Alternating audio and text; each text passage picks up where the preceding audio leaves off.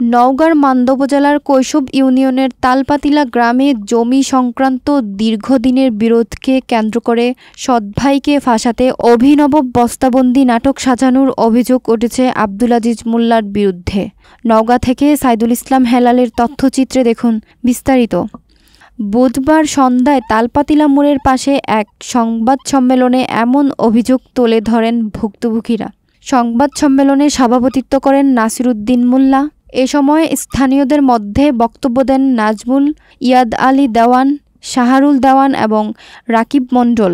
তারা অভিযোগ করেন মৃত সানাউল্লাহ মোল্লার ছেলে নাসিরউদ্দিন ও তার সৎ ভাই আব্দুল আজিজের মধ্যে দীর্ঘদিন ধরে জমিজমা নিয়ে বিরোধ চলে আসছে। এরই ধারাবাহিকতায় সৎ ভাইদের বিরুদ্ধে মিথ্যা মামলা সাজাতে আব্দুল আজিজ পূর্ব পরিকল্পিতভাবে নিজেই নিজের হাত পা ও মুখ বেঁধে বস্তায় ভরে চকগুড়াং বিলের কাদা পানিতে ফেলে উদ্ধারের নাটক করেন। ভুক্তভোগীদের দাবি সোমবার সকালবেলা আজিজকে অর্ধেক বস্তাবন্দি অবস্থায় পাওয়া যায়, তবে এর আগের রাত থেকে তিনি নিখোঁজ ছিলেন। এটা সমস্ত মিথ্যাহীন, ভিত্তিহীন বা বানোয়াট। এরা করে আমাদের উপর এই প্রস্তাব আছে। তাই আপনাদের কাছে আমার অনুরোধ, এটা সুষ্ঠু বিচার আমরা চাই। এলাকাবাসী তাকে উদ্ধার করে মান্দা উপজেলা স্বাস্থ্য কমপ্লেক্সে ভর্তি করান। ঘটনাটি এলাকায় চাঞ্চল্যের সৃষ্টি করে এবং বিষয়টিকে নিয়ে বিভ্রান্তি তৈরি হয়। এদিকে ভুক্তভোগী নাসিরউদ্দিন জানান, জমি সংক্রান্ত বিরোধের কারণে প্রতিপক্ষের হুমকি পেয়ে তিনি আদালতে 107 ধারায় মামলা দায়ের করেছিলেন। এরপরেই প্রতিপক্ষ আব্দুল আজিজ এই নাটক সাজিয়ে তাকে ফাঁসানোর চেষ্টা করেন।